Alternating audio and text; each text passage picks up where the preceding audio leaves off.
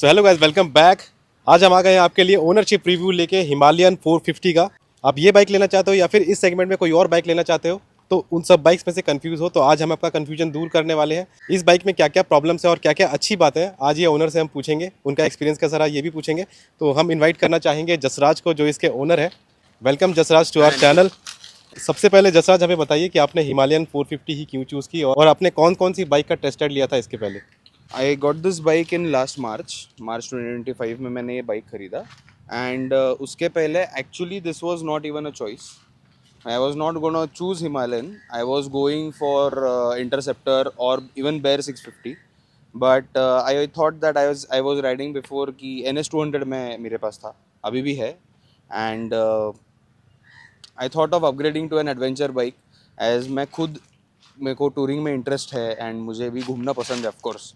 सो Pulsar पे उतना हो नहीं पा रहा था and getting an adventure bike 450 was a good upgrade from 200 and a linear one. 390 adventure के इश्यूज काफ़ी आ रहे थे एंड इवन 450 हिमालयन के भी आ रहे थे कि चैसिस क्रैक होना and all. So it was a difficult choice, but then उसमें थोड़ा बहुत इंडिविजुअल रिसर्च करके आई गॉट टू नो कि Himalayan would be the best bike to go for. Nothing about other bikes, but this was a good choice for me. आपके दिमाग में कोई और बाइक थी इसके पहले? सो जेन्युइनली हमारे फ्रेंड सर्कल में KTM 390 एडवेंचर थी, सो मैंने वो चलाई थी। एंड जैसे मैंने बताया कि मेरे को इंटरसेप्टर में भी इंटरेस्ट था, तो मेरे फ्रेंड के पास इंटरसेप्टर भी था। आई रिवन दैट बाइक अ लॉट। फिर मैंने बेयर 650 भी चलाई, मुझे वो भी पसंद आई थी। सो ये तीनों बाइक्स में फिर I shortlisted Interceptor, Bear and Himalayan. And then considering everything I thought of going with the Himalayan, with मतलब टूरिंग पर्पस के हिसाब से, the suspension setup and of course जो उसके एक्सेसरीज वगैरह हमको मिलते हैं मार्केट में, उसके हिसाब से I thought of going with the Himalayan. So that was a perfect choice for me as I was looking into touring. So आपने ये बाइक कौन से शोरूम से ली थी और आपको ऑन रोड कितने की पड़ गई थी, और बाइक जब ली थी तो इसके साथ आपको क्या क्या चीज़ें मिल गई थी, मतलब एज ए गुडीज़ भी और एज एन एक्सेसरीज भी आपको क्या क्या चीज़ें प्री इंस्टॉल्ड मिली थी? मुझे बाइक लेते वक्त 3,94,000 में पड़ी विद एक्सेसरीज।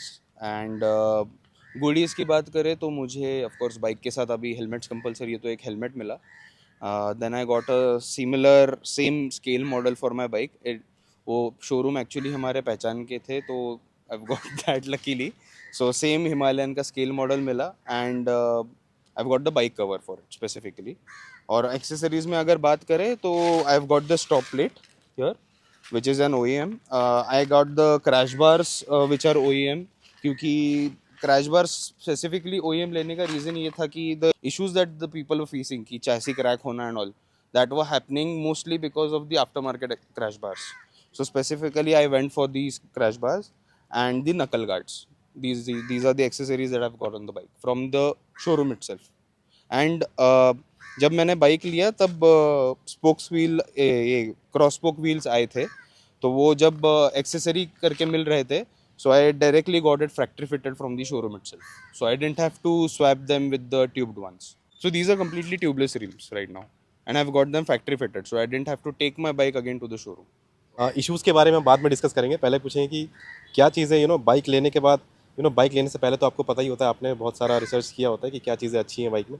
बाइक लेने के बाद आपको और क्या चीज़ें अच्छी लगी इसमें और क्या प्लस पॉइंट लगे? बाइक लेने के बाद थोड़ा नर्वस था, क्योंकि it was my first adventure bike and handling काफ़ी डिफरेंट है इसका। सो बट जैसे इस बाइक को चलाने लग जाते हो, once you get use to this, it is very nimble, it is also very forgiving and of course you have to, मतलब आपको आपके स्किल्स थोड़े अपग्रेड करने पड़ सकते हैं, क्योंकि थोड़ा bike being a Royal Enfield heavy है। एंड या it's very fun to ride actually. Highways पे वगैरह it was so so so amazing. मतलब अपग्रेडिंग फ्रॉम NS 200 में इजीली आप 120 150 तक जाते हो।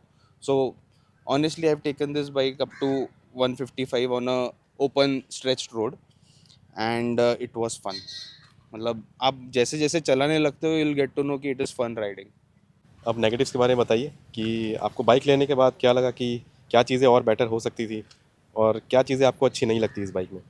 नेगेटिव पॉइंट एक है सर इसमें कि इसको आप जब भी स्टैंड से, अभी जैसे हम लोगों ने अभी इसको मेन स्टैंड पे लगाया, अब जब हम इसको मेन स्टैंड से उतारेंगे at that time it feels damn heavy. This is a top heavy bike. इसका ड्राई वेट 196 या 194 केजीज है. एंड जब आप इसको स्टैंड स्टिल से मूव करते हो तब आपको इसका वेट बहुत ज़्यादा समझ में आता है कि या द बाइक इज़ हेवी. और जब आप गाड़ी स्टार्ट करके if you are taking a U turn off if on any spot, if you lean the bike on any of the sides, आपको वो वेट फील होता है आपके पैर पे एंड आपके हाथों पे भी. वेट छोड़ के अगर आप बात करें तो आप बीइंग अ रॉयल इनफील्ड कोई भी बाइक आप देख लो 80 के ऊपर जाती है तो वाइब्रेशंस आती है. इसमें थोड़ा पॉजिटिव है, 90 के ऊपर थोड़ी सी आनी चालू होती है. पर जैसे ही आप उसको आप एक्सेलरेट करोगे तब वाइब्रेशंस नहीं होती. And once you just leave the throttle down, आपको engine braking, hard engine braking feel होता है, which is a good thing of course, क्योंकि सिर्फ ब्रेक्स पे बाइक रोकना थोड़ा मुश्किल हो जाता है being a heavy bike. But vibrations काफ़ी है, वाइब्रेशंस कम हो सकते थे. एंड द मीटर, सबसे मेन बात जो रॉयल इनफील्ड का इसका मीटर है, ये अगर आप देखोगे तो थोड़ा इन्होंने, this is the first what we can say the digital meter, fully digital meter that Royal Enfield have given to the bike. और इसमें इन्होंने दिया है रॉयल एनफील्ड ऐप से आप इसको कनेक्ट कर सकते हो. The only problem is even after the update, आप जब इसको फ़ोन से कनेक्ट करते हो and you put in the map on this, मतलब आप स्क्रीन इसको डिस्प्ले पे लाते हो, तब वो ऑटोमेटिकली चलते चलते डिस्कनेक्ट हो जाता है. डिस्कनेक्ट होने के बाद आपको फिर रुकना पड़ता है और आपको आपका फ़ोन का जो ऐप है वो आप बंद नहीं कर सकते. You have to keep it running in the background and फिर वो इससे कनेक्ट होगा. जैसे देखो अभी भी कनेक्ट हो गया है इसको. एंड अब समझो समझो मैं किसी इसमें जाता हूँ, जैसे ये नेविगेशन हो गया. आप नेविगेशन में जाओगे, currently no active navigation, okay. ये म्यूज़िक है. फ़ोन, अभी ये फ़ोन भी थोड़ा गिमिकी है. जैसे ये ऐप कनेक्ट तो उन्होंने दिया है but everything does not work flawlessly. सिर्फ इसमें म्यूज़िक काम करता है इज़ व्हाट आई फील. क्योंकि आप इसमें से अगर किसी को फ़ोन लगाना चाहो तो भी आपको ऐप को ऑन रखना पड़ता है फ़ोन के बैकग्राउंड में, जो फ़ोन का बैटरी खाता है और काफ़ी ज़्यादा खाता है. क्योंकि आपका लोकेशन चालू रहता है, आपका इंटरनेट चल रहा है, आपके गाने चल रहे हैं.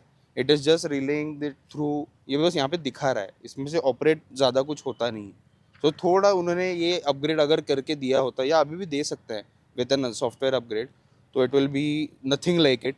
क्योंकि अभी आप देखोगे तो बहुत से जो हिमालयन ओनर्स है, they are going for this after market screen. Even I am getting one, I just got the mount for it just because of this thing. Even if I have it in with me, I am not able to use it properly. That's the main problem. And the last most definitive problem is the headlight. So ये headlight ऐसा है कि सामने से अगर कोई आ रहा है तो उसको डेफिनेटली बहुत तकलीफ होने वाली है. और तकलीफ आपको इस वजह से होगी क्योंकि आपको कुछ दिखेगा नहीं. So that is the only reason that I have put in these Mad Dog Lycan lights. And इसके पहले आई टेल यू अनिकेत, मैंने आज तक कोई भी मेरे बाइक्स में आफ्टर मार्केट एक्सेसरीज नहीं लगाई है. You can see any of my bike and they are all stock. इसमें मुझे लगानी पड़ी क्योंकि इसका हेडलाइट अच्छा नहीं. So they could have given a better headlight. The halogens were much better than the LEDs I would say. So अब हम पूछेंगे कि एक्सेसरीज कौन कौन से इन्होंने लगवाए आफ्टर मार्केट, जो जो बाइक के साथ आए थे वो तो आपने देख ही लिए, अब आफ्टर मार्केट आपने इसमें कुछ लगवाया है क्या? आफ्टर मार्केट फ़िलहाल तो मैंने इसमें ये हैंडल बार बैग लगाया था जो वाया टेरा का है. एंड इसमें ये 1000 रुपये का है, 1000 रुपये का है. एंड इसमें आप बेसिक कोई भी चीज़ें, जैसे आपका फ़ोन, वॉलेट वगैरह इजी टू एक्सेस रख सकते हो, या फिर लाइसेंस वगैरह. और ये एक वाया टेरा का ही बैग है. ये सीट बैग है, आप इसको सीट पे भी माउंट कर सकते हो. मैंने इसको टॉप प्लेट पे माउंट किया है. And this is expandable up to 12 litres. So ये 2000 का है. सो ये डेली आप अगर वीकेंड राइड्स वगैरह पे जा रहे हो तो दिस इज़ मच. जैसे ये टॉप प्लेट है तो I have a Rhinox navigator. So उसमें उसमें मैं ये निकाल के I put the navigator here and उसके ऊपर ये लगा देता हूँ. So it gives, it's this plate actually gives a proper base for the navigator bag. And I never use a top box. I've just got this plate so that I can mount my bags properly. And after that I've got these auxiliary lights from Mad Dog. These are Lycan models. So इसके साथ आपको, these were around for 16,500 with the all the wiring harness and everything. इसके साथ आपको दो lights मिलती है. Like there are 6 LEDs, so 3 of them are flood and 3 of them are spotlights. तो उसका, उसके साथ आपको ये प्रो स्विच मिलता है मैड डॉग से. So you can switch either or from the spot or the flood. ये आपका spot का light है और ये आपका flood का light है. मुझे एक्चुअली ये मीटर आपने आगे देखा होगा अभी, तो मीटर मुझे बस सिंगल एक ही डैश मिरर मिरर इसकी आदत नहीं है ओडोमीटर की. तो I have got these two small meters from Amazon and I've put it on some extra light mounts that I had. So these are not at all connected with wires or anything. They work on their own. I've just placed them here with a 3M tape. So this is a compass and this is a declinometer which is usually used in a 4x4 vehicle. So it shows you the angle of deviation and the gradient you are going uphill or downhill. So these two are just for fun, nothing else. सो अब हम जसराज से पूछेंगे कि इसका mileage कितना मिलता है city में एंड हाईवे पे. Actually, Aniket, I would say many people I have seen this bike riding in the city, but definitely I can tell you one thing: this bike is not for city. अगर आप इसको city में लेके चलोगे तो आपको 20, 22, 23 इतना ही mileage मिलेगा. और हाईवे पे आप अगर इसको ठीक से चलाओगे, मतलब एकदम ढंग से चलाओगे, तो आपको मैंने इसके मीटर में तो अप टू 34 देखा है. और मुझे अब 32, 30 +1 -1 का डिफरेंस है वो. एंड उसमें मुझे 34 का माइलेज मिला है बाइक का. And that was the highest that I have got. But for a 450 34 is very much good, I would से. और इसका रेंज भी काफ़ी ज़्यादा अच्छा है. अराउंड वन फुल टैंक में 350 किलोमीटर्स तक जाता है. And still you have 5 litres of reserve left. The fuel metre that is also digital.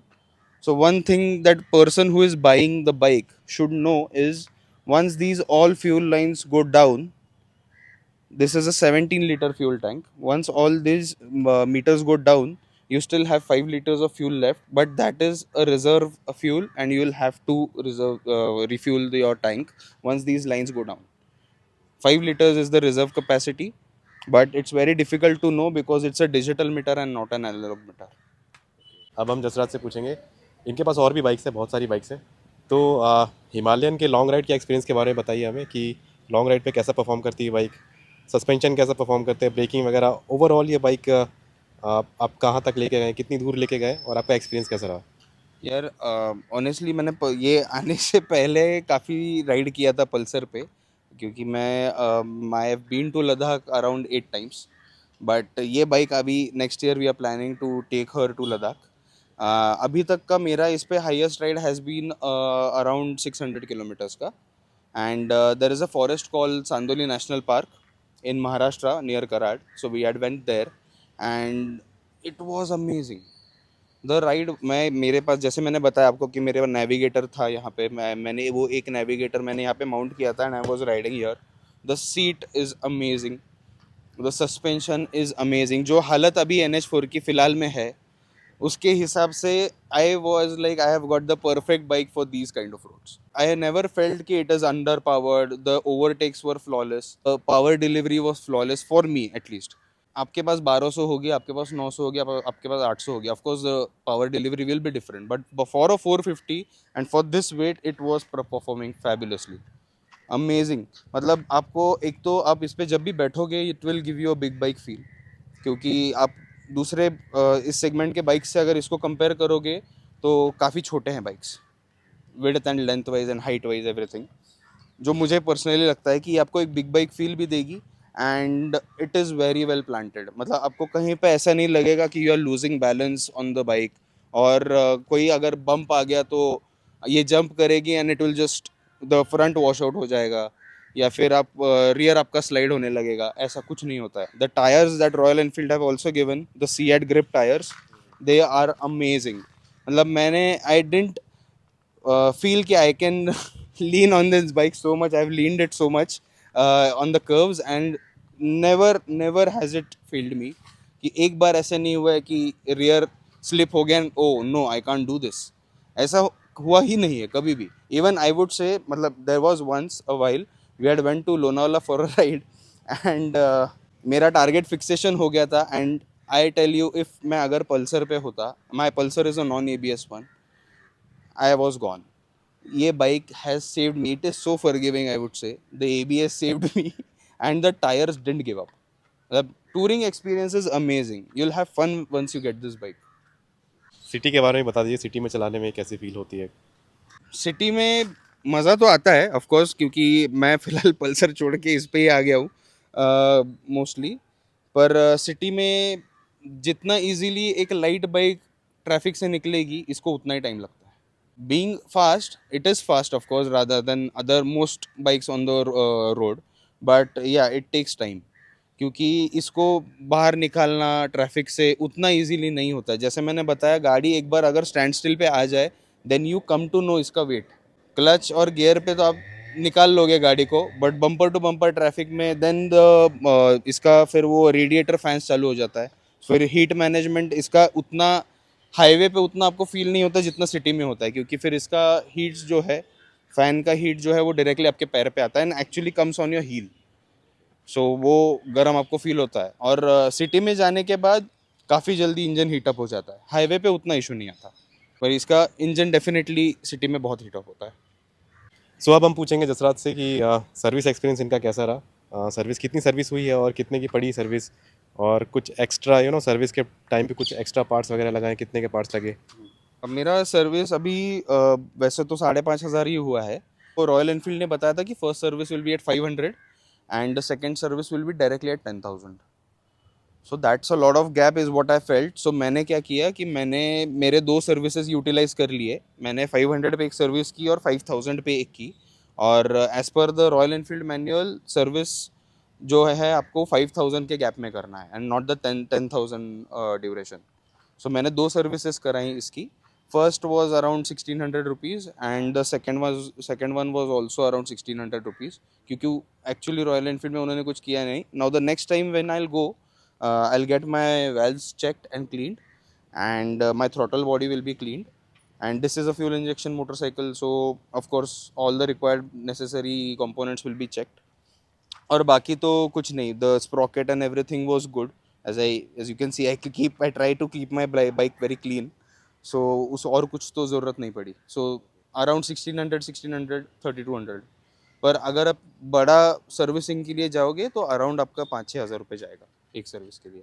अभी इसकी बड़ी सर्विस जब आएगी, तब इसके ब्रेक पैड्स चेंज होंगे अगर चेंज करने पड़े तो, and engine oil and everything, क्योंकि मोस्टली फर्स्ट 2 सर्विसेज में इन्होंने टॉपअप ही किया है, is what I know.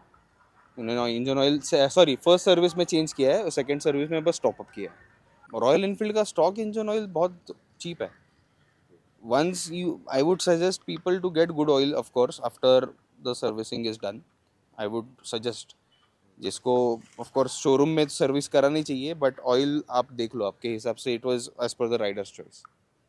First service तो 1,600 तो काफ़ी नॉमिनल प्राइस है, हाँ, विद ऑयल चेंज वो भी। और एक साल के बाद, जैसा आपने बताया कि आप एक साल के बाद 4,000 to 5,000 तक इसका प्राइस पड़ेगा। पड़ेगा। ओके। इसके जो डिस्क पैड्स हैं, they are sintered.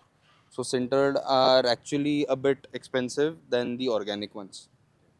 So sintered brake pads की वजह से उसका कॉस्ट थोड़ा हाई जाएगा, but that should be it. But I would suggest कि अगर आप बाइक लेते हो तो make sure you are getting your valves checked, getting your throttle bodies cleaned. हाँ, और एक इशू मेरे को जेन्युइनली मैं बताना चाहूँगा, not to cover anything up, मुझे इसका एक बार ऑयल प्रेशर सेंसर का फेलियर आया था। सो वो मैं रॉयल एनफील्ड में जाके मैंने बताया, and within a minute they, warranty में था तो within a minute they changed and give it to me. But of course you should know what you are dealing with, नहीं तो showrooms, you know very well how they treat you and they can put it directly upon you. So you should know what you are going through and what you are dealing with. Service experience के बारे में बताइए, आप जब service centre में लेके जाते हैं बाइक तो कैसा एक्सपीरियंस रहता है वहाँ पे? Royal Enfield, it's a big company. Nothing wrong about it. I'm using one, of course. And but the problem is कि service center guys really, वो बस मुझे, I don't have a choice कि मुझे गाड़ी की वारंटी मेंटेन करनी है, and I don't want it to get void, that's why I am giving my bike to them to do the service. That is the only reason I am giving it to the Royal Enfield guys. But make sure you know what service things are going to get done for your bike. Service centres में बहुत सारी भीड़ होती है। Actually आप appointments लेके, अगर possible हो आपको, तो आप अपॉइंटमेंट्स लीजिए और फिर बाइक डिलीवर उनको दीजिए, क्योंकि आपको एक बार आप वहाँ पे जाओगे, वहाँ पे बहुत सारी बाइक्स होती है, अराउंड 60-70 बाइक्स पर डे। और जब इतनी सारी बाइक्स आपके सर्विस सेंटर में आती है, ऑनेस्टली बताऊँ तो आई हैव 2017 में I have worked for a month in a Royal Enfield service centre and I really know what they do when they से कि it's a first free service and it's a second free service. So I would never rely on service center guys on my free service as well. So I'll make sure कि if possible हो कि आप try करो कि आपके सामने गाड़ी service हो आपकी, एंड देन बाद में जैसे ही, इसलिए मैंने स्पेसिफिकली बोला कि आप बाद में ऑयल आप अपग्रेड कर सकते हो, आप आपके इंजन का कूलेंट आप अपग्रेड कर सकते हो, ये सब चीज़ें आप अपग्रेड कर सकते हो बाइक में, and definitely it will give you better performance, not an issue at all. Service centres are good, but जब तक आपकी बाइक वारंटी में है उसके बाद आपको सर्विस सेंटर में भी पे करना है और बाहर भी पे करना है. So it's better you get it with repaired और upgraded from someone who knows your bike and you also know what is going on with your bike.